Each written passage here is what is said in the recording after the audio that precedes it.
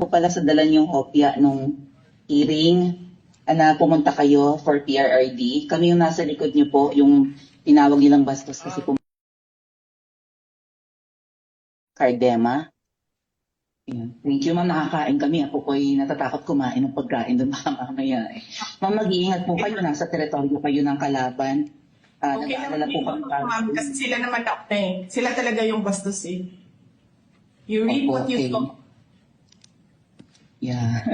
Mag-iingat po kayo kasi sa dinami-rami po ng inyong mga pasabog ngayong gabi, it seems like marami po talaga kayong alam about them, no? Dahil sa pagkakasama niyo sa kanila during the campaign and during the 2022 elections. Baka po mamaya kasi totoo yung mga naririnig namin or yung, I don't know if it's true, na meron daw silang Operation Romanovs and baka bala kayong ubusin ang inyong pamilya dahil hadlang kayo sa kanilang mga balaki in the future. So mag-iingat po kayo. Kami po kasi kami ng EDSA Friday crew, kami yung bumababa every Friday dyan sa EDSA because we believe yan yung tamang venue sa dinami-rami na ng problema natin. Ang kaya lang naman po namin gawin ay manawagan na bumaba na yan.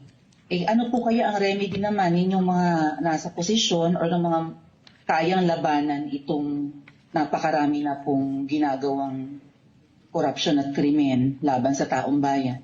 Ano po ang pwede nyo maging remedy para matapos na ito, lalo't nagsisigaw na po ang taong bayan na mag-people power na? Yes. Huwag kang mag-alala, ma'am, sa security ko. Kasi may kinausap na ako na tao. Sinabi ko sa kanya, kapag pinatay ako, patayin mo si BBM, si Lisa Araneta, at si Martin Romualdez. No joke. No joke. Nagbilin na ako, ma'am. Pag namatay ako, sabi ko, huwag ka tumigil hanggang hindi mo mapatay sila. And then he said yes.